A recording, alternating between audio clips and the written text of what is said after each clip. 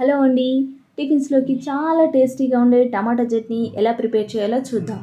ఒక ప్యాన్ పెట్టుకొని ఒక స్పూన్ ఆయిల్ వేసుకొని 5 to 6 పచ్చిమిర్చి వేసుకొని బాగా కలుపుకోవాలి. అవి కొంచెం ఫ్రై అయ్యాక ఒక 5 టమాటాలను చిన్న ముక్కలుగా కట్ చేసి వేసుకోవాలి. 5 టమాటాలకి నేను 5 to 6 స్పైసీ మిర్చి వేసుకున్నాను. నార్మల్ మిర్చి అయితే 10 వేసుకోండి. ఒక్కొక్క టమాటాకి 2 చొప్పున వేసుకోండి, సరిపోతుంది. కారం అంతకన్నా ఎక్కువ అవసరం లేదు.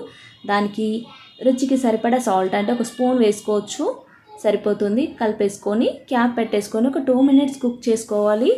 ఇది చాలా టేస్టీగా ఉంటుందండి. టిఫిన్స్లోకి, అన్నంలోకి కూడా, వేడివేడి అన్నంలోకి చాలా బాగుంటుంది. ఈ స్టైల్లో ప్రిపేర్ చేస్తే చాలా అంటే చాలా టేస్టీగా ఉంటుంది. మీరు ఒకసారి నా స్టైల్లో ప్రిపేర్ చేయండి.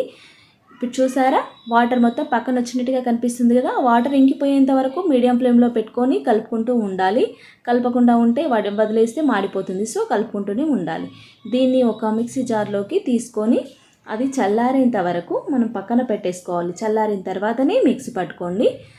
దాంట్లోకి ఒక 5 ఎల్లిపాయలని తీసుకోవాలి. కొంచెం జీలకర్ర యాడ్ చేసుకోండి ఫ్లేవర్ కోసం.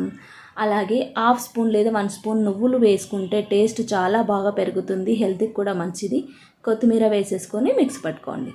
ఇప్పుడు మళ్ళీ ప్యాన్ పెట్టుకొని ఒక స్పూన్ ఆయిల్ వేసుకొని పోపు దినుసులన్నీ వేసేసుకొని ఎండుమిర్చి కూడా వేసుకోవాలి. వేసుకొని మనం మిక్సీ పట్టుకున్నాం కదా, దాంట్లోకి యాడ్ చేసేసుకోండి. యాడ్ చేసుకుంటే స్టవ్ ఆఫ్ చేసుకుంటే మన టేస్టీ టమాటా చట్నీ రెడీ అయిపోయింది కదా. టిఫిన్స్లోకి అంటే చాలా బాగుంటుందండి. Thank you.